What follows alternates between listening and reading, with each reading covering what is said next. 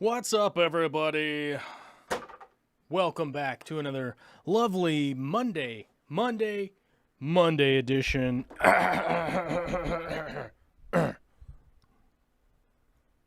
of the show. This is a live stream episode show, so anybody about there going to get mad at me if I'm not specifically talking about the type of fish that you tuned in for me to be talking about. Now's the time to go ahead and just tune out. Why not? It's your right to do what you like. And we like to talk about whatever it is that we like to talk about on this show, which, yes, aquariums are our main focus, but we do talk about other topics also. On that note, I would like to give a shout out to yours and mine, the Seattle Seahawks, the Seattle football Seahawks, for defeating the New England football Patriots last night with about 1 yard to spare. What a wild game. Came down to the very last play of the game.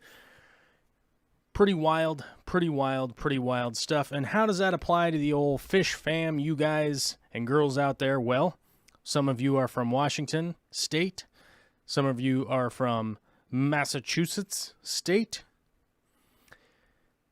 So that applies. But also, I did have a cross-country friendly wager with our friend Mike from Mass Aquariums, and my condolences, Mike, to your loss. But I will say this, Cam Newton looked fantastic. The Patriots looked great as usual. It was a wonderful game, though it was very odd that the stadium was empty and all of that. It did have a definitely weird vibe, but nevertheless, the Patriots are a great team. The Seahawks are a great team. We're in for a great season of football, even though there aren't fans there. It's a bit odd, but yeah. I think the one person that we can count on not having a good season of football turns out to be Thomas Brady. If you guys have ever heard of that character, he's now down in Florida. Yeah. Footballing down there. Very weird. But either way, let's give a shout out to everybody in the chat now that we've warmed up the old transistors over here and gotten the show going. Frank Dominguez, first in our hearts, first in the charts, first to the chat, where it feels like we're in 2019 again. It feels like we're in 2018 again. It feels like we're in 2017, 16, 15, 14, 13, probably 2010 was the first time I went live, I think. Who knows? But Frank Dominguez, first in our hearts. It makes us reminiscent. It makes us think like there was a simpler time when we all could just talk about stuff, and we all just knew that Frank would be first to the chat. But ever since he moved out of my attic, it's not as common an occurrence. And, it just feels good to kind of get back to our roots with Frank being first to the chat. Alyssa Bentley, Jake D663, Big D Smoke, Janice Lundberg, Hydra Regit.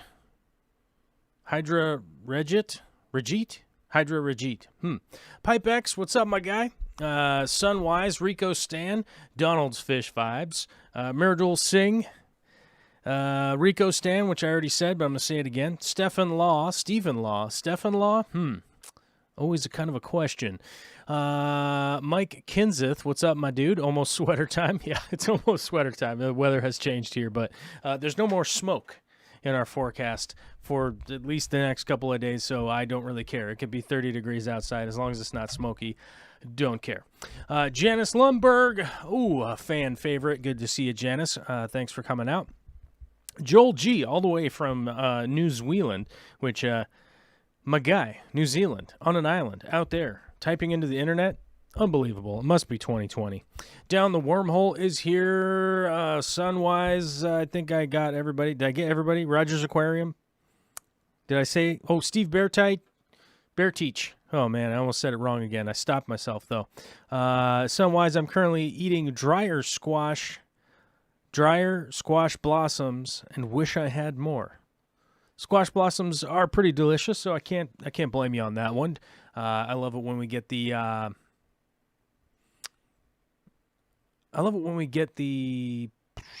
what do you mean? Squash blossoms. It's always a good time. Myrtle Singh says, I miss Joel's surprises and later. Well, I still do the later on the edited videos. And the surprises thing, it started turning into a thing where I would like go to conventions and stuff and people would be like, yell surprises.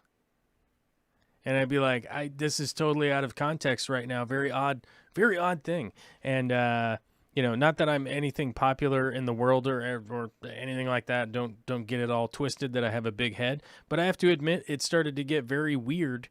And so I just kind of stopped doing it and moved on to doing other stuff. So, I don't know. We'll probably get a new catchphrase thing or something like that at some point in time. But who knows?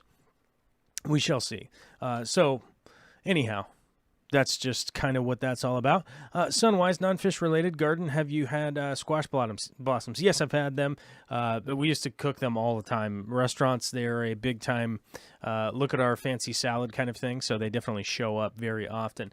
Green-Eyed Mama says, I made it to a live. Yeah.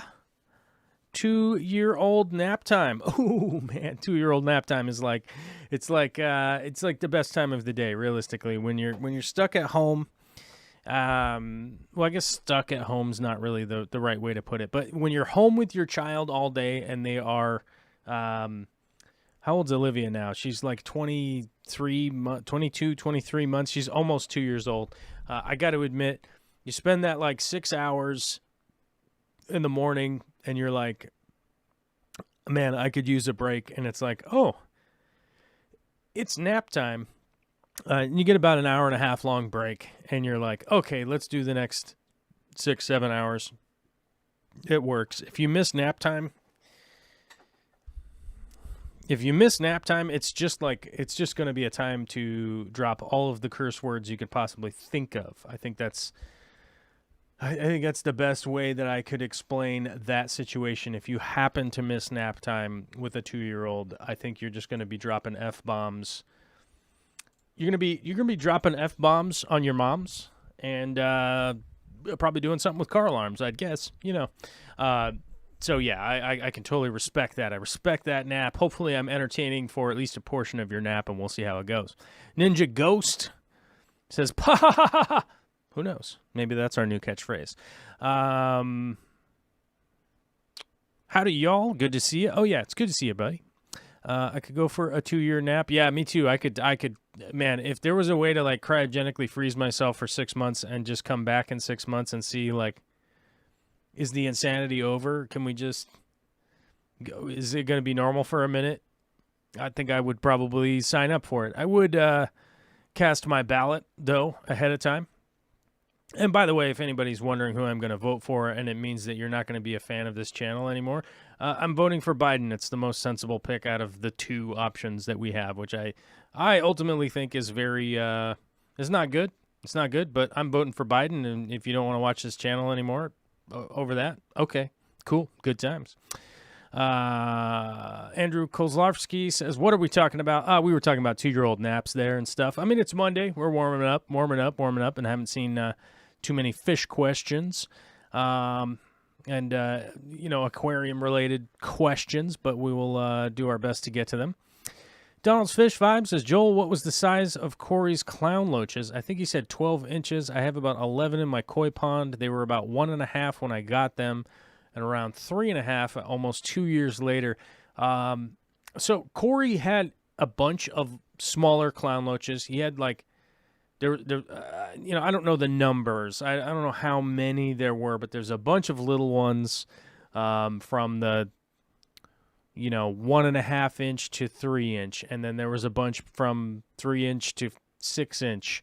There was a lot of those, and then there were I think at one point in time, I think he had like 6 maybe of the 12-inch ones, maybe 8. I don't know. It wasn't my fish tank, so it's really difficult to remember.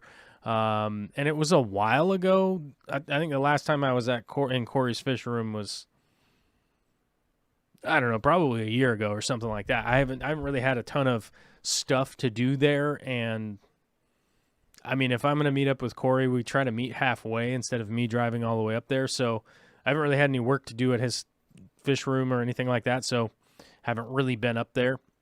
I've mainly just been at his warehouse, but there were some big, definitely big clown loaches. I mean, ones that I'd never dealt with any that size. I mean, I think the biggest ones that I ever dealt with was at a,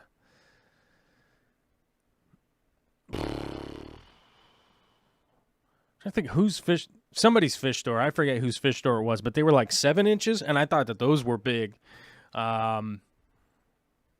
But yeah, I have no clue how long it would have taken for them to get that big. I mean, is it 5 years? Is it 8 years? I don't know. The times that I've had clown loaches, like, I had them for a year and then just got kind of tired of keeping them and like probably sold them to somebody or whatever. So I don't know how long it would take for them to get that big, to like 12, 13, 14 inches. I mean, they're big fish, and interacting with them was very interesting. They were very scared a lot. I think that they most likely came from a big pond, would be my guess. Then again, I have no idea because I don't know the wholesaler that he was getting them from, or the breeder wholesaler that he was getting them from. But I mean, they were lovely big fish. I will say that. So and very interesting to deal with them. But I would not say dealing with giant clown loaches is really my cup of tea. Honestly, I would say, like, just definitely not something I want to deal with day in and day out. They were very high demand. They're getting sick and stuff like that. So I think they came from a large body of water, and were basically just sold to Corey in that way, I think. But then again, I don't know. I don't really know. Andrew says, my grandpa gave me a book, Live Bears by David Alterton. There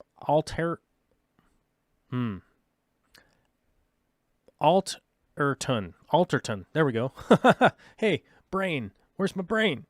Let me see. Live Bears by David Alterton. Let's see if we can't get an Amazon link, because, hey, we are an Amazon affiliate, so we probably should see if that book is on Amazon, and maybe some people could look it up, and maybe some people want to buy it, or maybe they just wanted to buy some, what was it somebody bought a while ago that I thought was funny? Somebody bought an individual pair from Amazon, which obviously was probably like Amazon Fresh or something like that.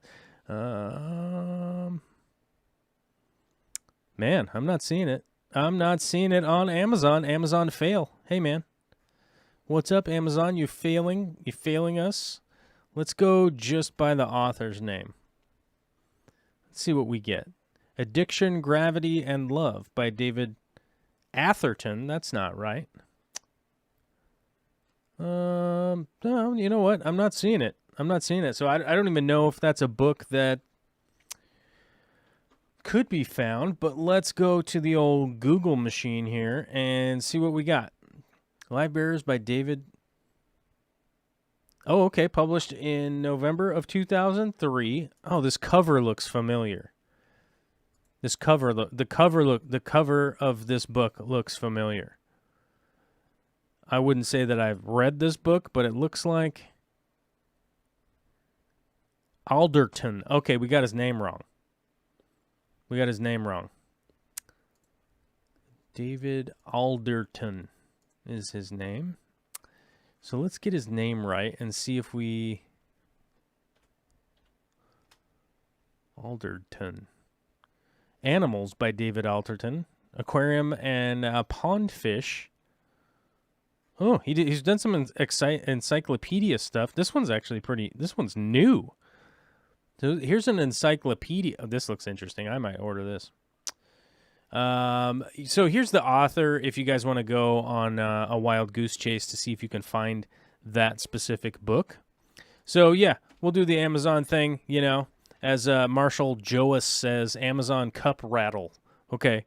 Well, hey man, I don't know if you have a job, but I think I'm going to come down to your job one of these days and start yelling at you if you want to make sales at your job or not. I don't know. Seems like that's kind of the thing to do. Yeah. All right. Let's go back over here. So yeah, as an Amazon affiliate, I'm supposed to advertise products that are sold on Amazon. And then guess what? People buy stuff on Amazon, and then I get paid the small percentage of the advertising fee, which likely could be paid to Facebook. It could be paid to, Google, whatever website you click a link on, and then you go through it, it'll get paid to them. So if you're somebody that has a Facebook account and you're clicking on links on Facebook, either Facebook's going to get paid for it, or whoever posted that thing that you clicked on is going to get paid for you going there and buying stuff from Amazon. So, I feel like it's a more honest sale to tell you guys I'm an Amazon affiliate, so that's why I'm getting the link for you if you guys wanted to go look at. But either way, to each his own. 7 billion people on the planet. So, yeah.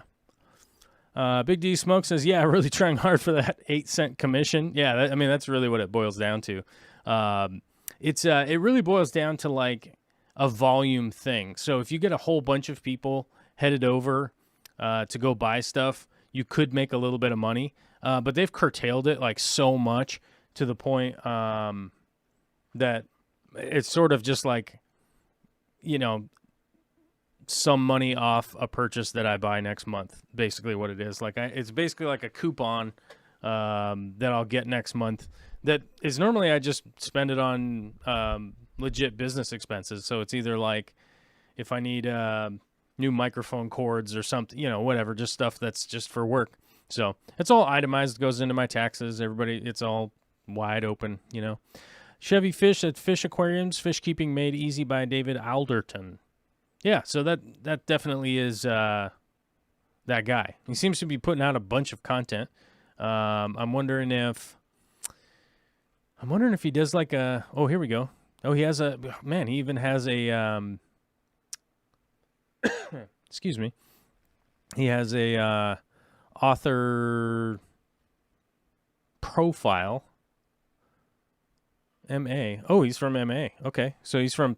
He must be pretty sad about the Patriots' loss last night.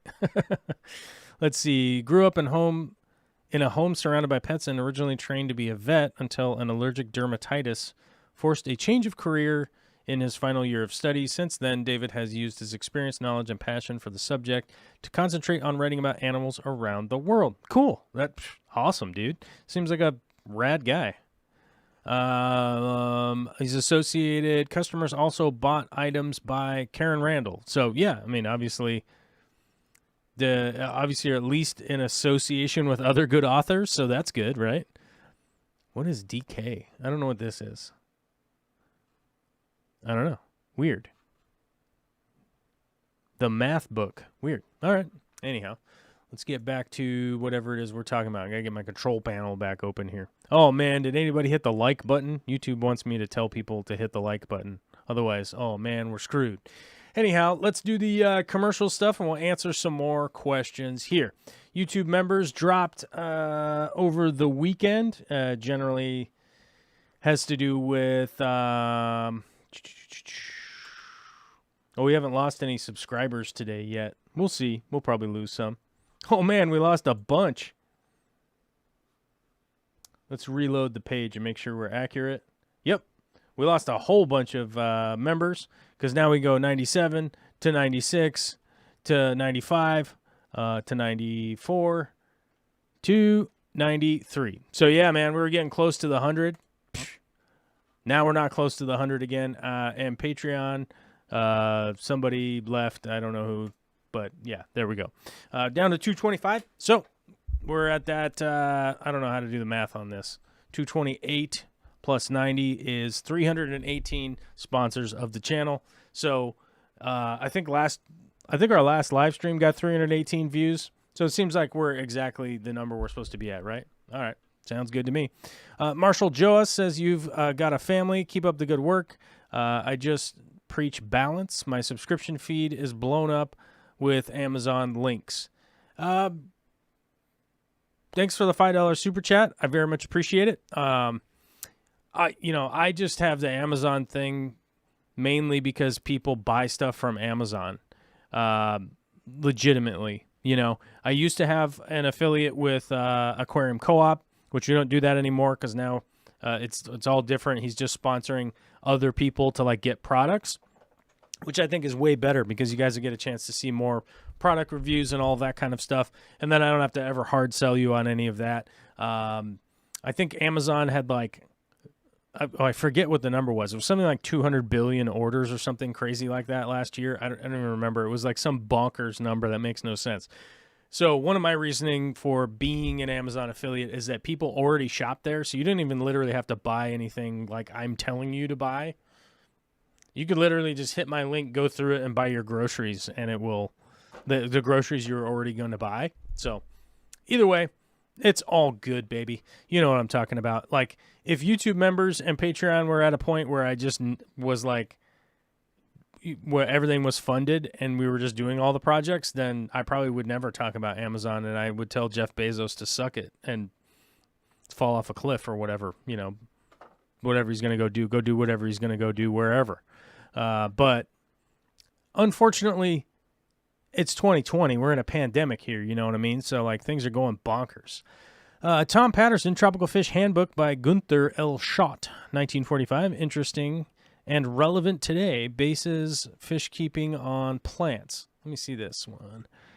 That sounds like super familiar. Gunther L. Schott. I think I might have that book. Tropical Fish Handbook. Here it is. I think I have I have this like a repressing of this book somewhere. Like, definitely not an original copy because the cover is different, but I recognize these pages for sure. Yep. Yes, good book if you can get a copy of that one. Very, very legit. But some of the stuff I would be worried about because of, you know, you think 1945, so 55, 75 years has gone by. A lot of things have kind of categorically changed. So you might have some, you know, confusing interactions with that book of the different family names, all that kind of stuff. Just watch out for that. But, like, the base information is pretty legitimate. You know, like right here. So we're looking at some blood fins here, which just gives you a description, breeding habits, temperature, temperament, all that kind of stuff. So, yeah, definitely a cool book, dude, for sure.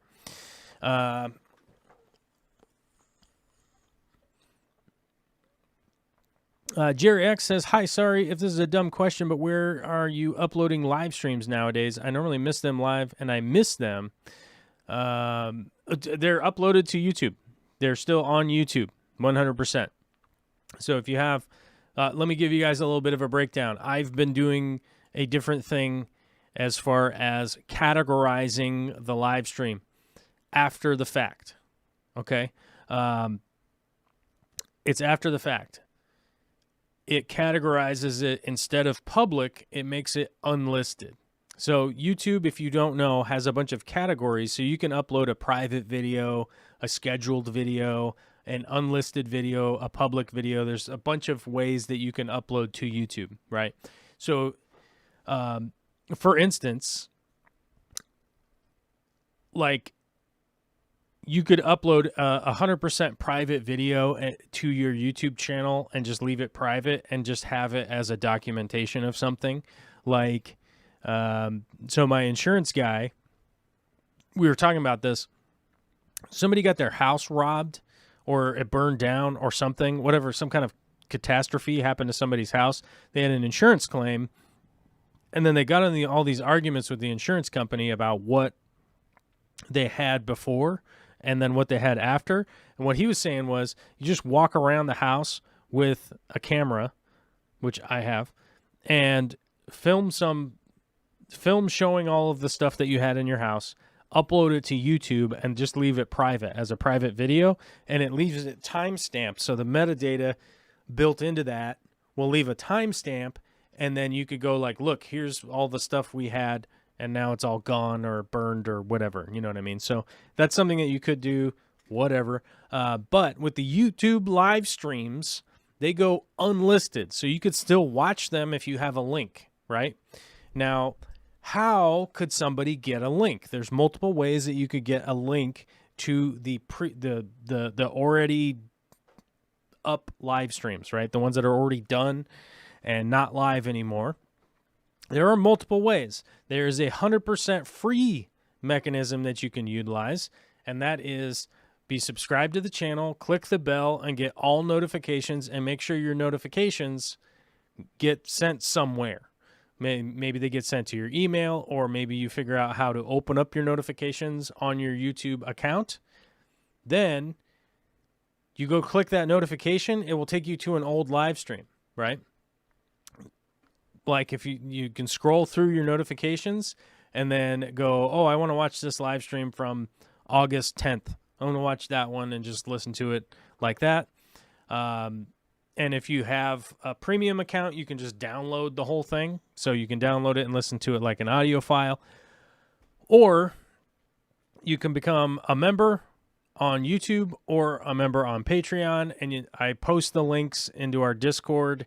They're stored up there on the Discord. At any point in time, you can scroll through and find any of them that you want to go watch and watch them after the fact. That was the longest description of that whole situation I think I've ever given, and I'm sorry that was super long, but I was trying to do my best to answer the question, and it went on a rambling, super long route. That's Marshall Jones on the follow-up. Where did it go? I read it, and then I didn't highlight it. Well, that $5 serves you better than the 8-cent commission. Good luck. Pandemic is going to get worse before it gets better. Yeah, I mean, that's the thing. Like, this pandemic is going to continue to get worse. And, you know, the reality is, like, our funding level went down by half. So whether it's advertising fees on YouTube, our memberships, our Patreon page, all that stuff went down by half. All of the jobs that I had booked this summer to get additional income, those all got canceled because of the pandemic. So, you know, I feel like I'm doing what I can to just stay ahead, because I know it's gonna get worse. Like I just don't see a way that there's no easy way out. You know, even the CDC was talking the other day about, like, a vaccine is likely to not hit the market. Well, not if one hit the market. January, for instance, is what they were talking about. Everybody wouldn't be vaccinated until like June. So it's going to be a long time. And I'm just planning on that and just trying to do the best I can and work within whatever the world is. We got I want to say pound. Is that pound or euro? I always get confused between the two. That is the pound. I feel like I never get confused about, like, the pound or the euro symbol, except for when I'm live on the internet, right?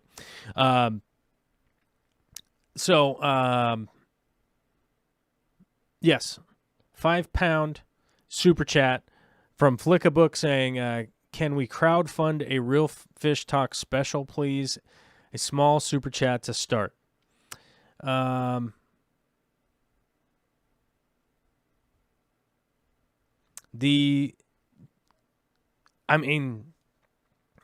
Okay, here's the deal.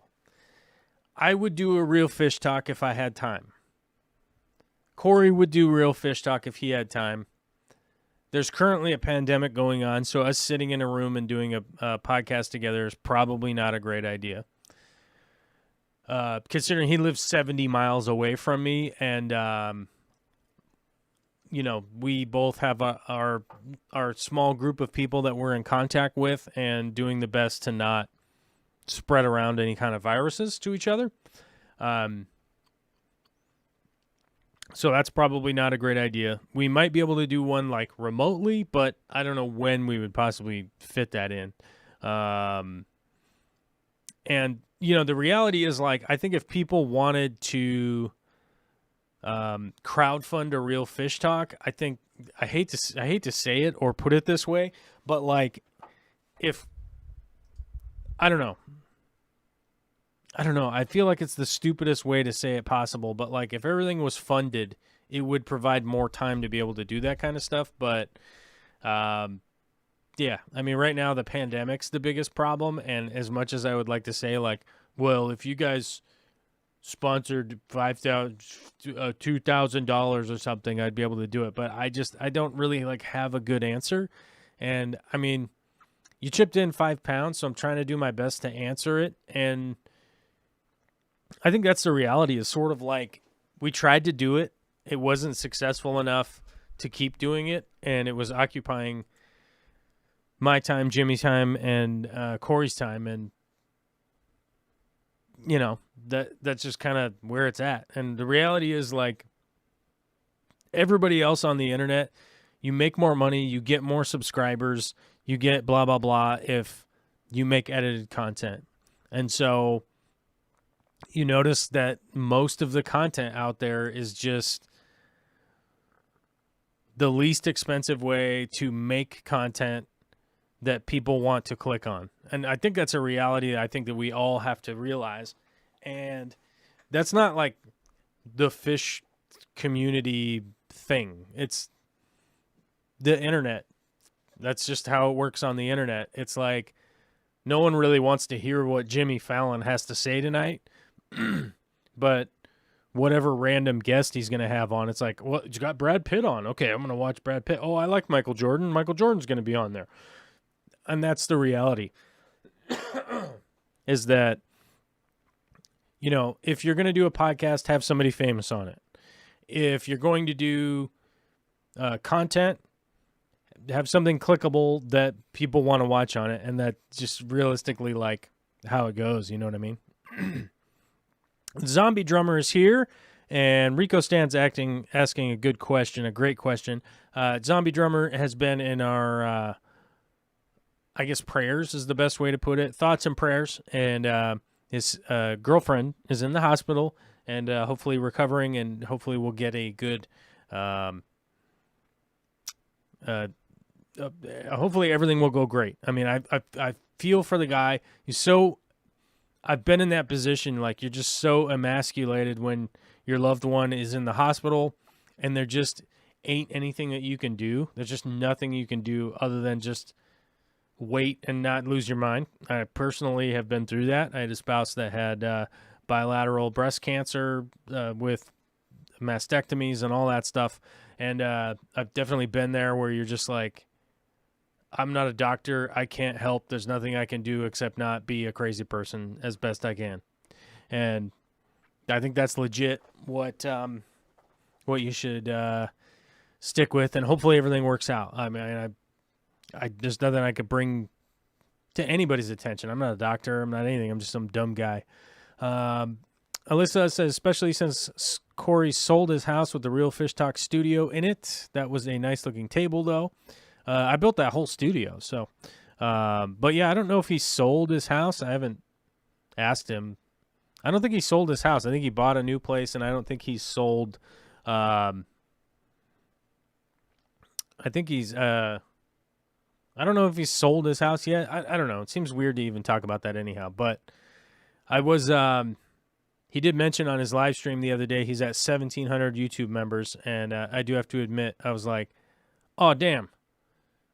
That's significant. I could see why YouTube basically like YouTube assigned him a rep when he got to the point where he had enough members. And he was talking about it, and he said they went over 1,700, and I'd be like, oh, I could see why that's the case. So I feel like if we were at 1,700 members, then maybe we'd get a rep or something, but who the hell knows, man? I don't know how any of this works realistically when you get down to it. Anytime you feel like you've pinned something down, it changes anyhow, so who cares? At home and on the mend. Okay, awesome, dude. That's great to hear. That's good news, dude. I'm totally stoked to hear that. That's great. John McKenzie says, clickbait Swedish swim team chat. Well, I'm not on the Swedish swim team, so I don't know if I'll be able to do that. It would be disingenuous to do that, and I'm not a fan of that. That's a great idea. Video of the stuff I have. Oh, yeah. Mike Kenseth. Yeah, it's a good idea to do that. It's a good idea to do that video. I'm on your Patreon, so I'll check on the Discord from Jerry X. Yeah, see, exactly. Like, it's just as simple as, like, going over to the Discord And there's a tab on the Discord that says live stream. They're all in there. And then everybody's conversation about live stream stuff that has come up. So let me see. Let me go click over on the live stream. And yeah, so like if you scroll through there, you'll see like the episodes. They're not all perfect because people talk in between the episodes that are posted. But you can scroll basically indefinitely. And you'll get to, so let me keep scrolling. But people talk about stuff from the live stream that they may or may not want to have linked or, expounding on whatever had happened during the chat. Keep going. You can kind of just scroll indefinitely because let's see, now I'm not that far. But, yeah, you can, so here's episode 868. So, I mean, the record in there goes all the way back to at least 868. It goes back further than that, I'm sure. And we're at episode 950 something? 951. Okay. So, yeah, I mean, I think it's enough of a record there that people would be able to pull those up. And worst case scenario, I think at some point in time, I might do something like a vault or something like maybe I'll post a link on the website or something like that people could go look at and they'd be like, oh, that's where those are. But yeah, I don't know. It seems like a ton of work to do to like catalog them all there and then be like, yeah, they're over there now, and just try and send people to some other website, which just seems to be like the most difficult thing in the world is to have people like go to a different website than the one that they're already on. You know what I mean? Flickerbook says, sorry, Joel, the real fish talk got me into aquatics. Was just an idea for a special one-off day. No worries. Yeah, man, like I don't, it's not about not wanting to do it. Corey and I had planned, I think we were going to do like once every 6 months or something like that. Corey was going to come down here and we would do an episode in my studio here. But the timeline got weird because we were going to travel during one of them. Like one of them we were going to be traveling together when we were like, hey, let's do this one, right? And it was like, like we're going to do this date, but then it was like, wait, we're already going to be traveling on that date, right? So why don't we just shoot some videos together, which we were going to do anyhow, and then pandemic hit, so we didn't go on that trip. And then the next one was going to be like in May or something like that. Or no, not May. I don't know, whatever the dates were. It wasn't like every 6 months exactly, or maybe every 3 months or 4 months or something. Maybe like every 4 months, I think is what it was. I don't know. But either way, the pandemic came and it was just like, dude, forget about all that. This is nonsense. This is what we got to deal with for now. And, there's realistically no rapid testing even yet. I believe there was an announcement like a couple weeks ago about a potential rapid test that might be, I don't know, you know what I mean? But, until there's a rapid test, it's kind of like, like both Corey and myself would have to stay in quarantine for like a long period and then be able to do a show, which just, it's kind of worthwhile for somebody that has like a late night talk show and gets paid $5 million or whatever a year to do a talk show that has like NBC backing it up or something like that. Like it's a big budget thing. But considering Corey and I both need to work to pay our bills, it might not, it's likely that us quarantining for 2 weeks to do a show that like, 9,000 people would watch doesn't really, I don't know that it would apply to just not working for like 2 weeks,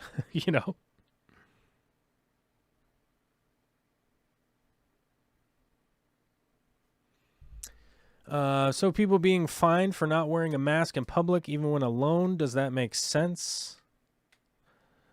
I don't know, Donald's Fish Vibes. I haven't heard anything about that. I know that some people have been like kind of confused at the mask wearing stuff. Like if you're outside walking around and not near people, then you don't have to wear a mask. So like I've occasionally gotten a weird look as I'm like walking around my neighborhood, like people doing that like, but you don't have your mask on thing. And it's like, I'm outside. There's no one near me. I would need to wear one. I even had people ask me like, "Oh, you should be wearing a mask." I've had people ask me like on my live stream why I'm not wearing a mask on my live stream.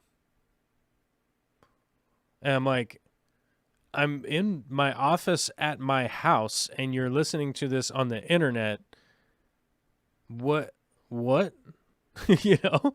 So, but it literally is, it's literally like when you go inside into public places or you're too close to people outside, you're supposed to be wearing a mask. So like if you're standing right next to somebody outside, wear a mask. If you're outside walking in the woods, you don't have to wear a mask. It's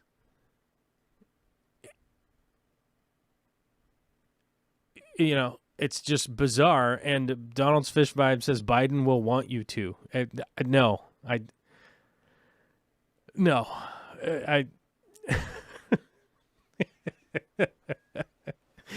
I mean, this is what I've been talking about. Like, this is what I've been talking about where I was like, if I could go to sleep, if I could like get cryogenically frozen for 6 months and go to sleep and wake back up, like that would be helpful. That would be helpful because even people like Joe Rogan he like got on his show and was talking about how,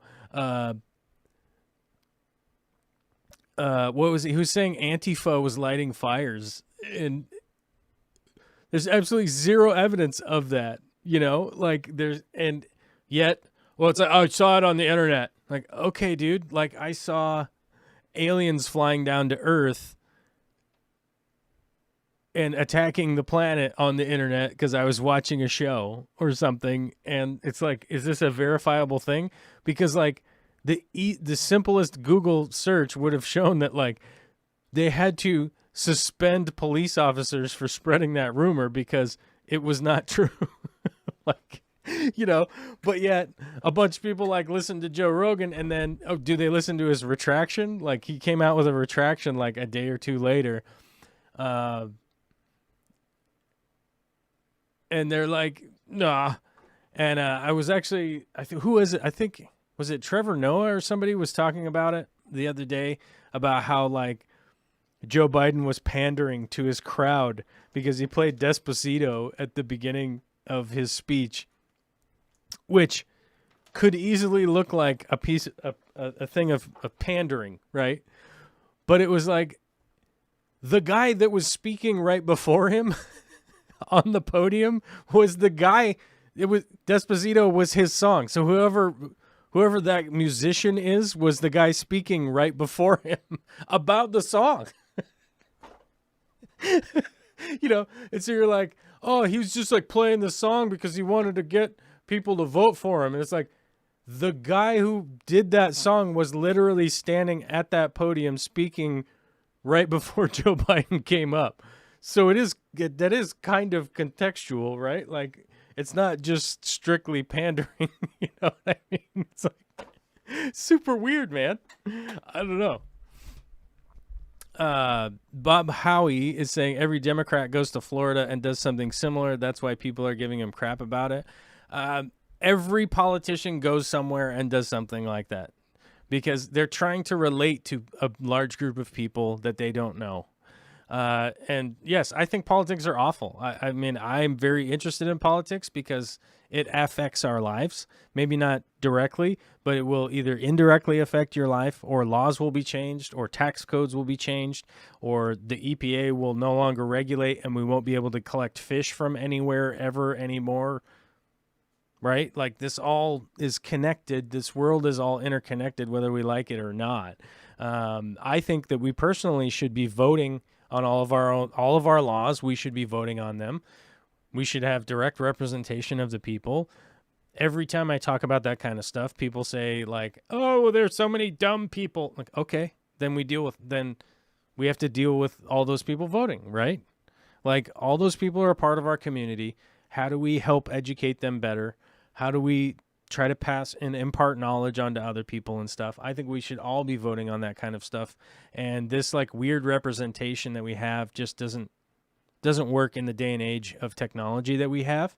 Right now, I'm speaking to you guys from wherever you are. Like, right now, I'm actively talking to Joel Gillett, who is in New Zealand on an island near Australia, I think. Right? I've seen it on a map. I've heard about it in stories, but maybe the earth is flat, right? Like, yeah, man, people are getting confused about things and stuff like that. And I really think that we should be spending the time to learn about what our governance is, to be able to change the laws, to really get, to get to a point where we're able to do that kind of stuff. And I don't think, oh, yeah, see, that's what the Illuminati would tell us. See, Joel G says New Zealand is a real place that exists, right?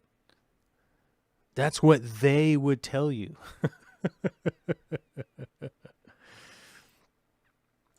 Yeah, Andrew has a good point. I was waiting until one of them played Despacito to decide on who to vote for, said no one ever. Yeah, I mean, that's the reality.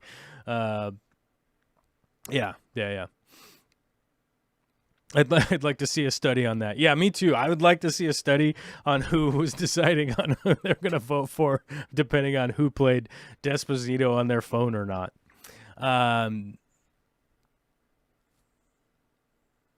Yeah. But like the big ideas that I have are always battled back with like like I believe in capitalism, but I believe in heavily regulated capitalism. When we let capitalism run rampant, what happens is happening now. We have oligarchs that are really doing all this stuff, and it's a very interesting situation if you just let capitalism run rampant. And for an example of that, go look up the history of lead in gasoline, right? I was actually talking to Vicky about this morning. That's why I was kind of thinking about it. They were putting lead into gasoline all the way up until 1996. And I don't know if you guys know, the original legislation was 1970, that we weren't going to put lead in gasoline anymore. And it takes that long to actually get these companies to just stop putting poison in something that we're all exposed to, because it's like, no, we have to not do that anymore because it's poisonous for people. Oh, I don't know, man, we're a corporation, bro. Like, I don't know if we can do that. Like, we got to just keep putting the lead in there. It's like, yeah, it's killing people. Oh, I don't know, man. We just gotta, so obviously there has to be a middle ground of regulating capitalism for it to work properly. That's just the reality in just this crazy long list of examples, and the lead in the gasoline is just one of them. And Akin says, I'm not American. What is patriotic education? From the amount that I could look into that, the current administration is trying to take $5 billion from the sale of TikTok, which I don't really know how the U.S. government is taking money from the sale of a business to another. Like, they're selling a business. That seems weird. Obviously, they'll have to pay their taxes, but that goes into the general fund, so who knows? But they're trying to do patriotic education, which, you guys know me, man. I am all for educating yourself, and a book like this is a perfect example of how to learn how to educate yourself. And it's not a matter of whether or not I agree 100% with what Richard Rothstein says, which I think he and I would probably disagree on some things for sure. But the big difference between this book and a a lot of other books out there is that this book, like here, this bibliography that gives you a citation of you being able to read this book and then go, okay, here's the citation of where this came from. You can go look them up. And I've been working on looking these up, and it is an extensive list. It is quite the bibliography. It really is. I've yet to find a citation in here that was incorrect. Every time I thought, man, I think that went differently, I went to go look it up, and the reality is every single time I looked it up, I was like, oh, crap, I was wrong on, for instance, like Brown versus Board of Education, 1954 U.S. Supreme Court, and then here's the citation of what page and paragraph and all that. And I was like, oh, man, oops, I think I was wrong on that. And I think that's what, we need a lot more of that these days. And, the patriotic education does not sound like an honest program at all, as far as I'm concerned. It's like when they say, I heard the we're going to teach our patriotic history versus, they're going to teach the real history, which is very weird because you're either claiming that history has been taught inaccurately before and you're going to amend it somehow, or you're the only person that has the real history or whatnot. I don't know. I'm very confused as to what it is, but it just does not sound like a good idea. Free market capitalism was what made your nation the greatest that ever existed, but since the 50s, it's become a regulatory nightmare and corrupt politicians.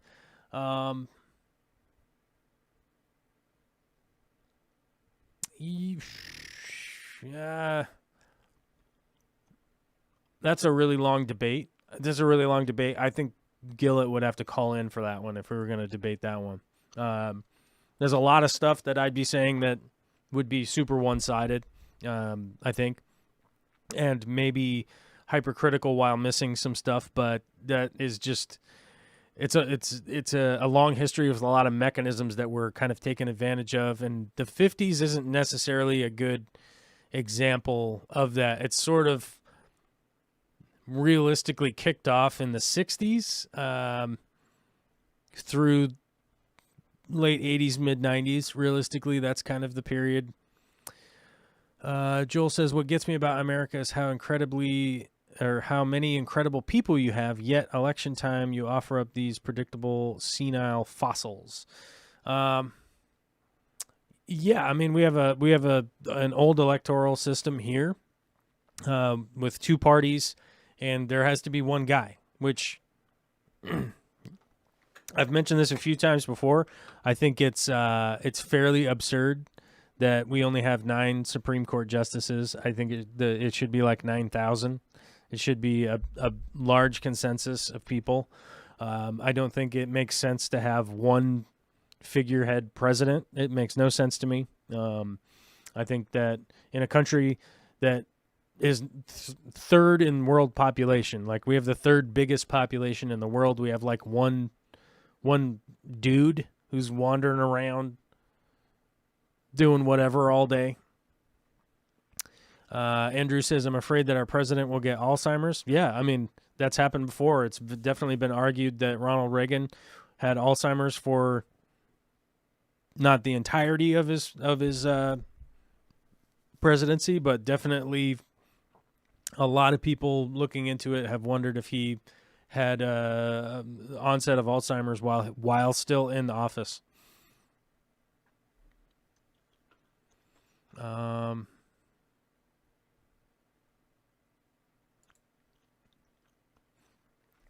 Joel G says, I don't know, I feel invested in America because nowadays half of my friends, it seems, are American, and I'm like, damn it, y'all could be doing so damn better.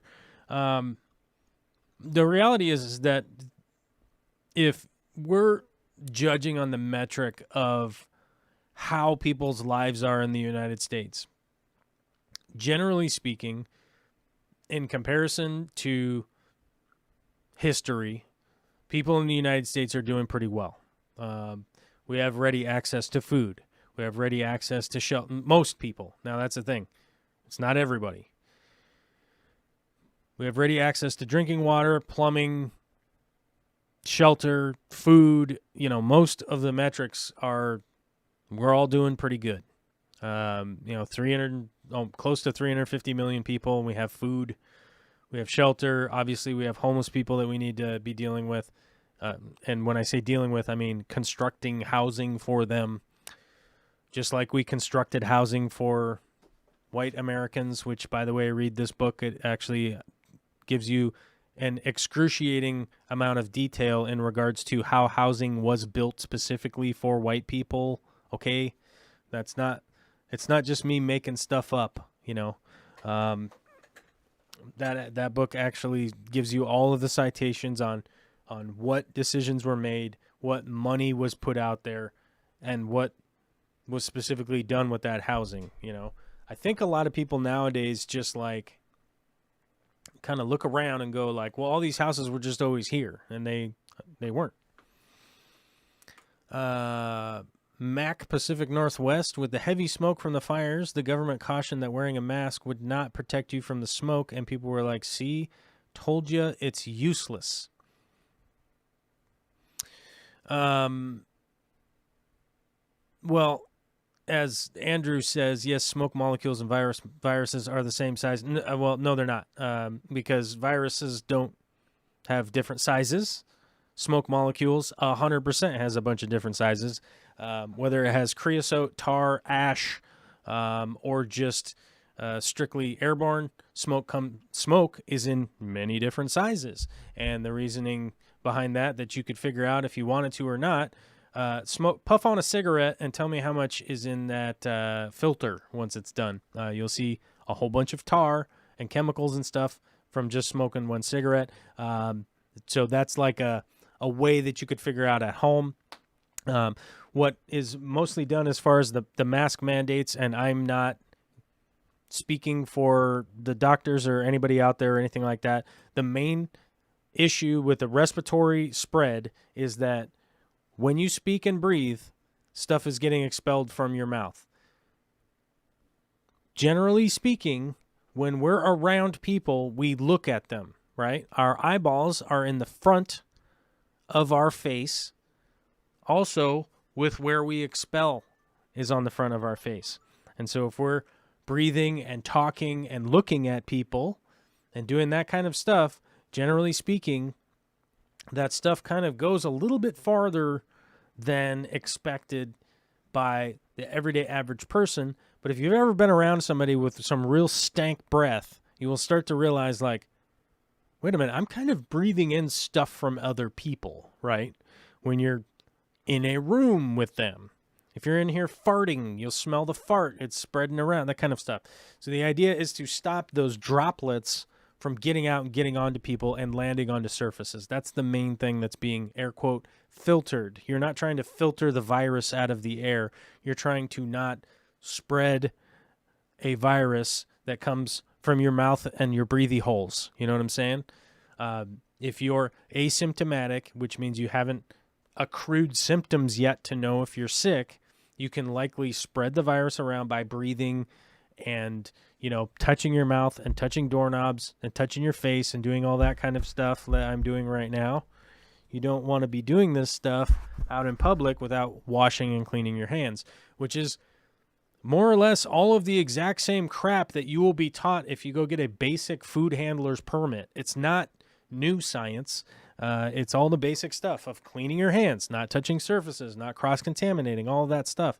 It's just the reality of not spreading around a virus. It's the same thing that you would do if you had tuberculosis, if you had pneumonia, if you had the flu. You don't want to be out there spreading it around. And we know that one of the mitigating ways to stop spreading things like influenza or like a respiratory infection, like pneumonia, which is bacteria, I understand that, but spreading around the stuff like that, we know from other countries that have, experience in trying to not spread it and mitigate spreading it through SARS and MERS and all that kind of stuff, that wearing a face mask while out in public diminishes the amount of spread that you spread to other people, right? Which is what you want to stop from happening, because there really is no extremely rapid test out there that people would know, like, oh, I'm about to go into the mall. Let me do a rapid test here. Wait for 15 minutes and find out if I have this before I go shopping at the mall, right? We don't have that. At least if we do have that, I'm not aware of it, because I'm not a doctor. I'm just some guy who's on here doing a podcast. I don't take any of my advice as like doctor advice or any of that stuff. I'm just literally passing on some of my basic comprehension, and I've been wrong before, but this all seems pretty elementary, as far as I'm concerned. Andrew says, I'm sorry if my sarcasm wasn't conveyed. Yeah. And, a lot of people have been upset because of the federal response and stuff like that. And some people got really upset with me because they were like, well, yeah, but you said just chill and figure it out and da-da-da-da and like be cautious and do all those kinds of things. And I said, I'm not the president, man. I'm not the vice president. I'm not the head of the CDC. I'm not the Surgeon General. I'm not any of those people, right? Like, I'm just a guy who does stuff, as far as you guys are concerned, on YouTube, right? And, so that's why, like, my advice was, like, just be safe as possible. Be sanitary. Wear a mask, because why not? Like, what's the worst thing that could happen? And when anybody tells me that, like, you're going to suffocate, like, no. You're not going to get CO2 poisoning. No. As a matter of fact, I looked up the CO2 poisoning thing the other day, and you realize that you have to get over like 3,500 parts per million before you would be warned of CO2 being a danger, right? We have 400 parts per million in the air right now. You have to get over 3,500 before an alarm goes off. You know what I mean? And so you really need to accumulate a ton of CO2 before you would be getting in trouble, So anyhow, Aquarium Adventure says, Joel for president. I mean, it could be worse. It definitely could be worse, but I would be a terrible president, I think. Realistically. I don't know enough people that would help me to be able to be president to fill all of the positions needed, of actual experts and all of that kind of stuff, which I think we're experiencing right now with our current president. He doesn't know anybody who knows anybody who's actually an expert. You know what I mean? It's pretty clear. Like, you can't have just like TV producers run massive federal programs with like no experience ahead of time. If masks are worthless, next time you have surgery, tell the surgeon and crew that they need to remove their masks before operating. Yeah, because they might pass out, right? Alyssa says, you'd never pass the Iowa caucus. Yeah, probably not. Yeah, it's a good point. It's weird that we do the Iowa caucus, right? Isn't that odd? Isn't it odd how we caucus for our presidents? Like, that's bizarre. That's a bizarre thing. Like, there's a point where everybody meets up in a gymnasium and they, like, break off into groups, like, in person. What? Just vote. For the caucus, like, just vote. Like, everybody, we all go vote. Oh, we're nominating these 5 people. They'll move on to the next thing. We got to have them debate and talk about stuff. Where are we going to do with it? We're going to put it on the internet. No, it has to be on Channel 5. Well, why? Because they signed a deal with some guys about some advertising. I don't know. Like, this all should just be a public platform that we all would have access to, and not be these, like, insane, like, Iowa has to be the first to get the what for the nomination. Like, it's bizarre. That's just weird. Like, I think there are states that still haven't, like, produced their nomination yet. It's so nuts. I don't know. John Doe just got a 55-gallon with stand and everything. Even has 4 fish for free. Awesome, dude. Aquarium Adventure says, our system is far from perfect, but yep, your way is just as weird. Well, it's just as weird. It's weird, but it is weird. It's legitimately like it's a money-making thing. It's what it's boiled down to now. Yeah, it's literally just like, how do we extend this and make it all weird so that people can make money? Anthony says, you ever think of doing a reef? I used to help run a reef store. I used to have a reef tank. Up until just recently, I got rid of my reef tank because I just wasn't. It really wasn't working with my weekly workflow of. It wasn't fitting in the schedule at all. Like every time, it was like, oh, I got to do my reef stuff. Let me put that off. I'll do it Saturday instead, and then. Saturday would come and I'd have a bunch of stuff to do on Saturday, and they'd be like, oh, well, I'll do it Sunday. And then Sunday, a whole bunch of stuff would happen, and it just wasn't working. Whereas now I have all freshwater tanks, and even if I have to do maintenance on all of the tanks, it's like just do it faster and hopefully get to the end.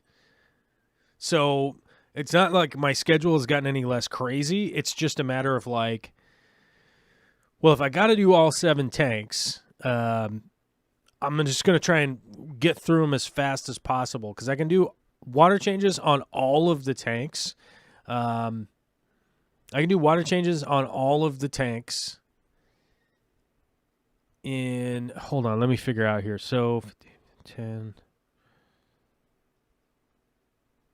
like probably an hour and a half because like I can just move the pump and the water back to the to the next sump and then to the next sump and then to the next sump and just keep doing that.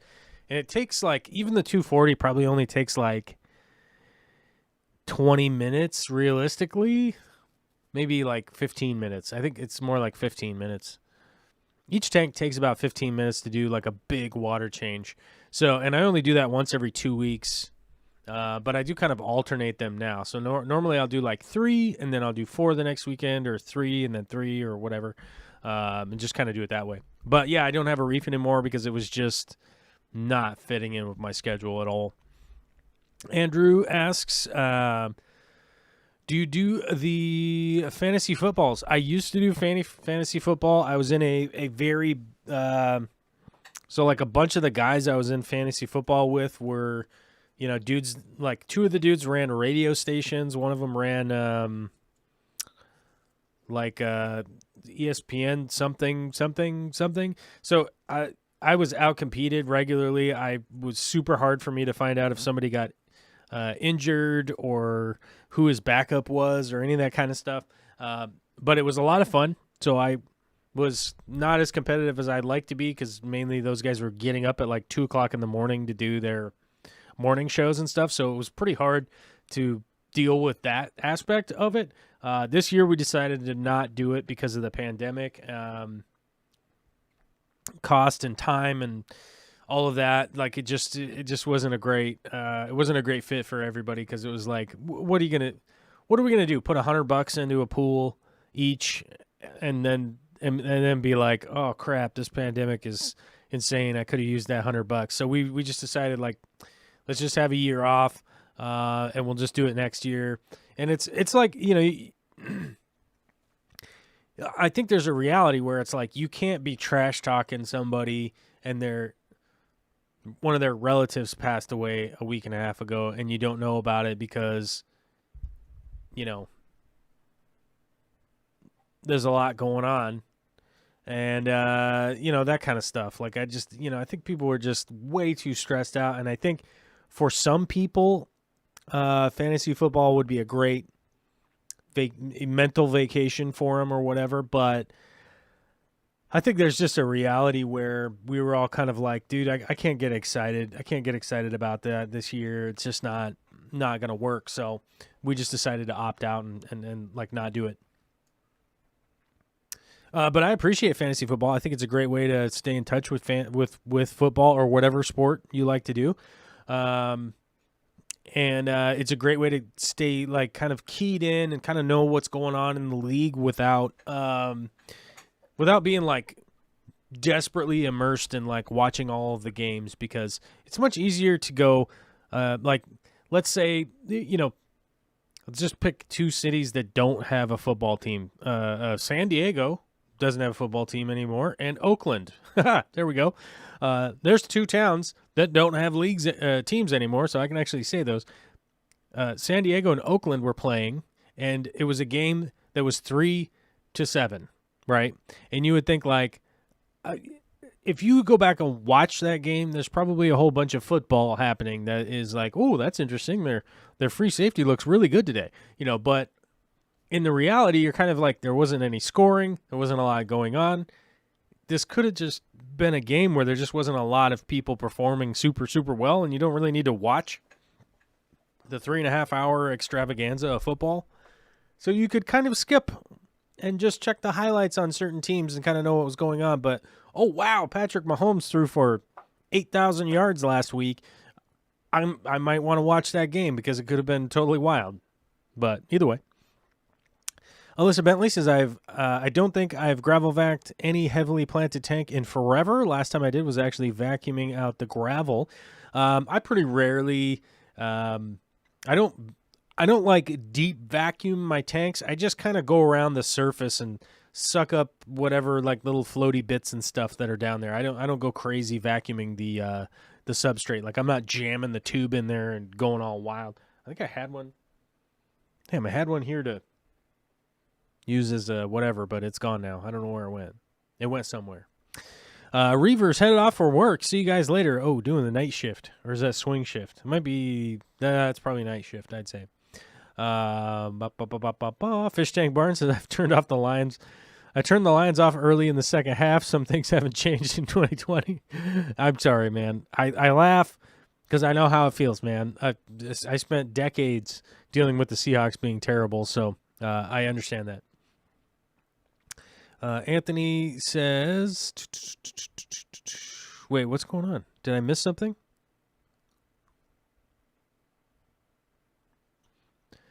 Zombie Drummer, don't believe Joel's gravel vacs. Oh, no, I don't. Oh, yeah, hold on. How often do you gravel vac for detritus then? I mean, I go around with a tube, so I don't use like the big, thing that goes down into the substrate. I don't really do that. I just use a tube and go around and kind of spot stuff up that's sort of accumulating in spots. That's basically all I do. I don't dig in there at all. Mainly because I know that I'm on most of my tanks. I'm going to be uprooting those plants eventually, which is going to, get that going. I also have Malaysian trumpet snails that help kind of dig around in the substrate and do all that. So I really don't gravel vac planted tanks realistically, but I do go around with just the hose part. And I thought I had that down here. I might have done something with that hose. I don't know. It's just like a 1/2-inch hose, or maybe it's 7/16 or something. Just a little vinyl hose. I just go around and suck out little stuff that's down in there.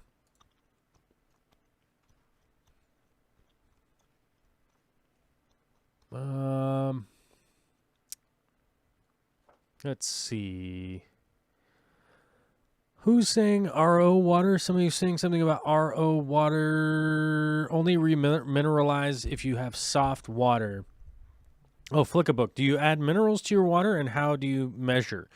Most of the minerals that I add to my water, I don't remineralize with chemical anymore. I generally utilize almond leaves, catappa leaves, whatever the hell you want to call them, and crushed coral in the sumps. That's basically it. That's all I really do nowadays. It adds kind of a consistent amount of sort of the free remineralization that I'm looking for. I occasionally add Bacter AE every once in a while. You can pretty much just follow the instructions on the bottle. It's all written on the bottle if you're using Bacter AE. Any suggestions for a tank lid on a 4-foot rimless tank? It has to look good in addition to being practical. For a tank lid on a 4-foot rimless tank. I don't really. I would probably get one custom made out of acrylic if I was going to do that. If it's for a fish, to stop a fish jumping out, then I would do it looks like a window screen, basically. That's probably what I would do. But I think the reality is, like, if I was going to put a lid on a rimless tank, I'd probably just either make one out of acrylic myself or have one custom made out of acrylic. That's probably what I would do. Yeah, nothing else really comes to mind as far as that goes. E. Van Betterman. Cichlid Bros changed his name. Checking in. What's up, my dude? Good to see you. Good to see you, my brother. We got some old timers coming in with the wrench and everything. He's a moderator still. Yeah. Frank Avila asks, what's my take on the king of DIY, Joey? I don't know. Watch his videos if you like them. Whatever. It's all good. Do what you like. Green Man says, I just got a 5-gallon lowboy tank. I'm planning on doing fancy shrimp for the first time. I've never done remineralized RO water before. Is there any difference in plant care from normal water? Not realistically. Like, realistically, once you remineralize the water, you're basically like kind of coming back to realistically like whatever tank parameters you were kind of at before, if that makes sense in that. So RO water is stripped of all additives, right? It's basically just water with nothing in it. All of the stuff's been filtered out, so you just have water, pure water. It has no electrolytes. It's got nothing that plants crave, like if you've seen Idiocracy. It's got no electrolytes in there. But even though it doesn't have any electrolytes, it's clean and pure. But you're going to have to add stuff to it to essentially get it to be like the water for whatever shrimp that you're putting in there. I don't know if it said you're doing fancy shrimp, so I don't know what kind of shrimp you're doing. So you're basically bringing that clean water up to whatever parameters that your shrimp are supposed to be at, which is more just like tap water from wherever that tap is, right? So if you're saying like, oh, well, I'm trying to bring it up to cherry shrimp, well, you're pretty much bringing it up to like tap water where I live, right? So it doesn't really change what you're doing for plants. You basically just want to make sure that whatever it is that you're doing for your shrimp aren't going to mess with your plants, which is fairly rare. There's not that many plants that get negatively affected by it. So I personally wouldn't worry about it.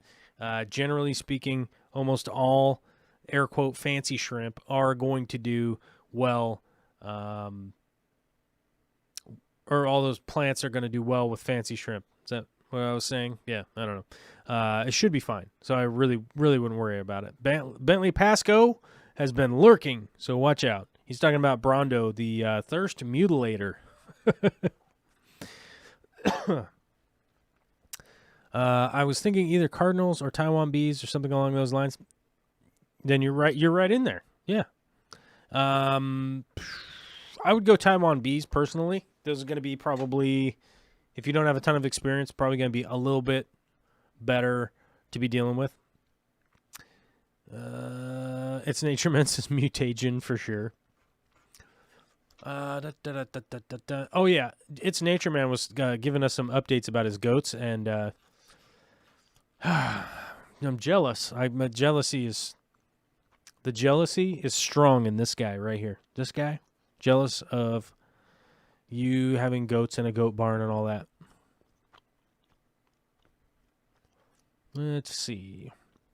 I found some rainbows on an auction this weekend.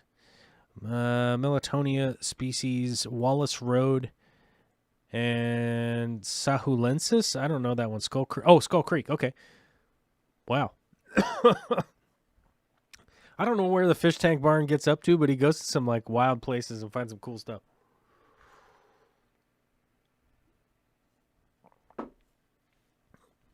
Cool. New York local shrimp store has some really good Taiwan bees, so I'll probably go with that. Yeah, I would. That's where I would go, Green Man, for sure. I thought Green Man was a member. Never mind. Sorry. Don't mean to call that out, but I thought you were. I don't know. All the names in chat are of different color, and that has to do with people's membership. Did I say hi to Jessica Taylor? I want to say hi. Because I scrolled all the way back up to the top of the chat. So, what's up, Jessica? G-Bear said, Biddy Brown. Oh, G-Bear was asking, how's Biddy Brown and Mr. Chips doing? I posted a picture of Mr. Chips. Oh, crap, do I still have that? That's the arrow. What is this? Let's see what this is. Not my tank. Nope. What's this? Yeah, I built that. Where's my Mr. Chips picture? Ah, crap. Let me find my Mr. Chips picture. This will take a second. Add source. Media files. Oh, I'm in the music section. That's no good. Let's go over here to... Did I put them into PNG? I don't think I did. Nope. Let's go over here. I don't see Mr. Chips over here either. Oh, you know what I did? I think what I did was I went YouTube Studio. Then I got to go to... Not latest comments. I got to go to the community tab. Oh, this is going to take a second. This is going to piss people off. People, like, they want to leave. They don't want to be here if I'm finding something for y'all to look at with your eyeballs. You know what I mean? Like, people are like, dude, stop doing that. I don't like looking at things with my eyeballs. I just want to hear sounds with my earballs. Here we go. Yeah, so this is a current up-to-date picture of Mr. Chips, and I kind of got teary-eyed about it the other day. In relation to being able to afford a new camera, it took me months and months to save for it, but I was able to save up for this camera right here, and then be able to take pictures like this of family members, right? Obviously, this isn't even as in focus as I would like it to be. It's not as perfect as I'd like it to be, but this is legit the third photo I took with this camera where it's like, oh, let me put this on manual. Let me make some changes. Boom. Oh, okay, let me make some, you know what I'm saying? Like, it's literally a camera that actually functions exactly the way I want it to for photography, which is a big deal for me. To be at a point where I could actually afford a camera that isn't $10,000. It was $2,400. It's the most expensive camera I have ever owned, and it takes wonderful photos, which is what I got it for. It's not an $8,000 camera. It's not a $6,000 camera.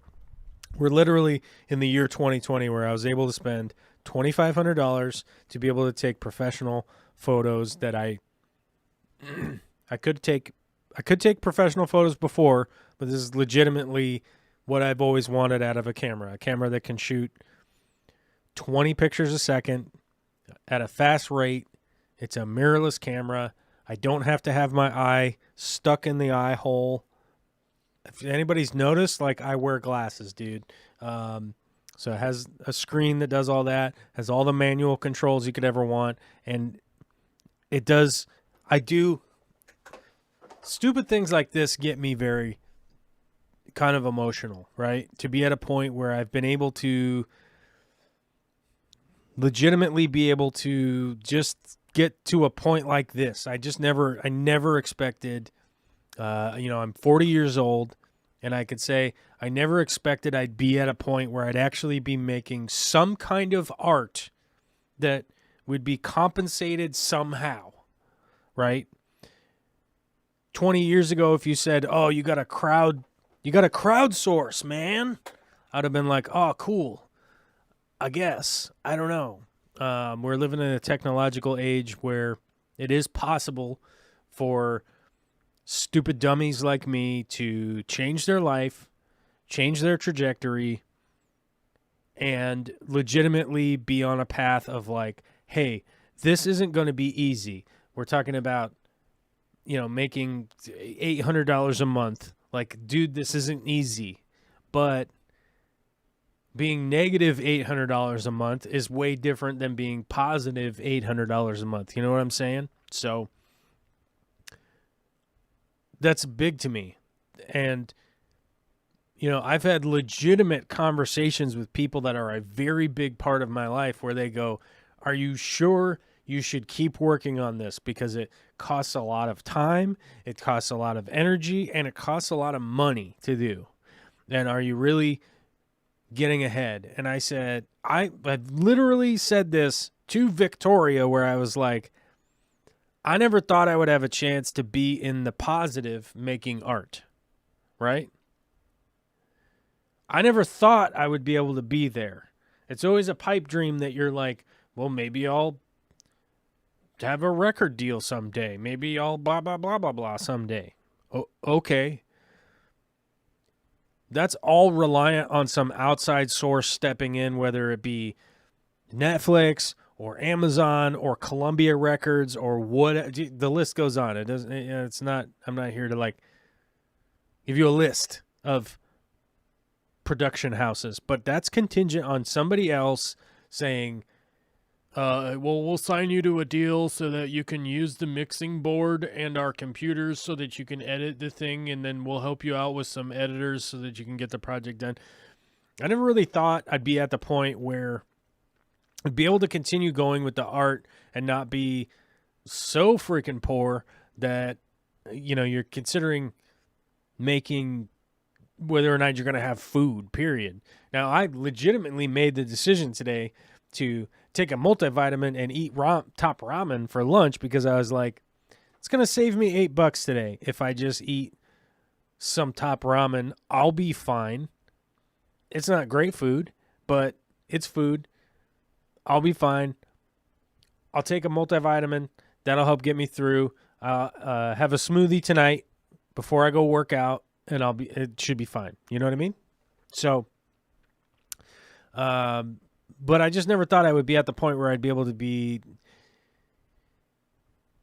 where I'm at now, man. And like I've told this before that, like, dude, if we don't go forward from here, I'm still happy and proud of where I'm at. And that's one of the reasons why, like, I don't have the live stream pop up as like content on the channel, because people that are new to the channel accidentally click into a live stream and go, oh my God, this guy's going to vote for Joe Biden. Oh, no way I would ever listen to anybody that anybody da-da-da-da-da. There's two choices, man. You got A or B. There's not even an option C anymore to just not vote, right? So there's two choices, and one of them's an insane guy from reality TV. And I'm like, no, I can't. No, I can't conscionably vote for a reality TV star. Sorry. I just can't. And I'm not going to. And he has not displayed anything that says, oh, he's above and beyond that, because he's not. So I'm going to vote for Joe Biden, because at the very least we can expect some experts in place to know what the hell is going on, right? Joel G says, what was the South Park thing? A turd sandwich and something else? I don't know. Probably shit sandwich and a turd sandwich, would be my guess. It's Nature Man says, episode 1000 all aboard. Where's the hat? I guess maybe I could make a hat. I don't know. I made merch for the channel, and I feel like a psycho making merch for the channel. So maybe I'll make a hat. That seems doubtful, though. I don't know. Honestly, it seems doubtful. I think if episode 1000 comes and we do episode 1000, I will try to do something. I will try to do something as some kind of celebration or something in regards to that, you know. Glass City Fish Witch is late to the show. Says, hello, everyone. Sorry I'm late. Well, hey, either way. The train captain hat. Oh, I don't know if I have a train captain hat. I got this hat here. This is my welding hat, because I wear this under my my welding shield right? What do you call that? Shield? Welding shield? Right? What's that called? There could be a name for that. Is it a helmet? Let's just call it a helmet. We'll just call it a helmet and we'll live with that. But you wear this under your helmet because it's got a cage on it and then it swivels down forward, but your hair, like this area up here in your head, is open. So like little sparks and things land in your hair, and that sucks because then your head gets burned, right? And this is a goofy hat, but yeah, I got my welding hat here. I don't know. Maybe if I get to... maybe if I get to 1,000, I'll wear my Stefan Hummel hat. Maybe I'll be worthy by then. Kevin Hayes, what's up, my boy? With $3 super chat says, "Hey, bros and girls, long time no see." Kevin, it's been a long time, my guy. It has been a long time, my brother. We got the Cichlid Bro and Kevin Hayes here today. We got some old school buddies, long time supporters of the channel. Thank you very much, my guys. It is good to see you. It is good to see you, dudes. I guess it seems like YouTube is sending out notifications to people today, maybe. Who knows? Maybe yes, maybe no. We lost 5 subscribers during the show. So that's pretty good. Probably people that are just so kind of lost in their... would be my guess. It's the people that are so lost in the, like, they think that Trump is going to save the world or something. I don't think Biden's going to save the world. I really don't. But can we at least bring some normalcy to the world stage? I mean, even on the basis that our president shot a rocket at someone else's general on someone else's airport in another country is just absurd to me in just its own right. Like, how's that not a war crime, right? Hey, Joel, can't stick around, but have a great day from Kelly Foreman, a $5 super chat. Well, thank you. I appreciate it. I will try to have a great day. I hope you have a great day, too. We're pretty much, we're waxing and waning. We're probably waning now. I think we were waxing at the beginning, and now we're waning. I don't know.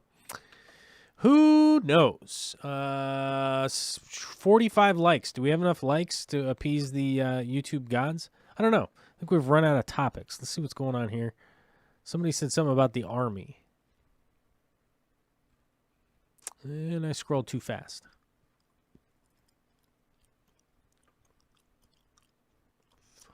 Bentley Pascal, I shoot a Maxell lineage. Somebody posted something I wanted to read. It was about fish or something. Oops. Sorry, I bonked the mic. Took pictures on a mountain hike, and the best ones had my family in them. Yeah, good point. Jessica Taylor, puppy. What did I miss? I had to step away for a meeting. Oh, man, stepping away from meetings is the worst because I don't personally enjoy meetings that much. They're normally, and it's not that I don't like the meeting. I like the meeting. It's never about anything that I'm really interested in. That's almost always the issue.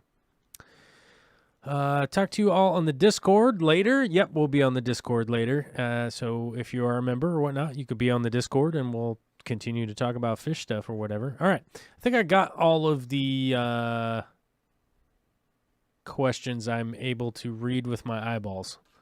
I'm getting old, you guys. I don't know how to read too good, so that's a lifetime thing. You know what I mean? So, yeah. All right. Anyhow, that's it for the Monday show. I don't know what happened. Probably pissed off a lot of people, but that's life, and we just have to live with it and move on and continue to move on. And then while we move on, we move forward. And while we move forward, we go over here and listen to some tunage. Did it play? Oh, it's playing.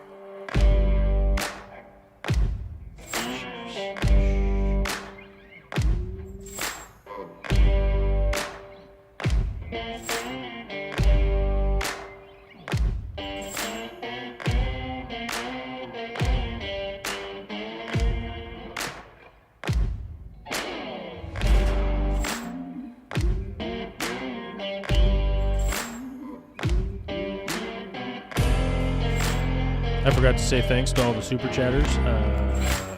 Let me go through them here real quick.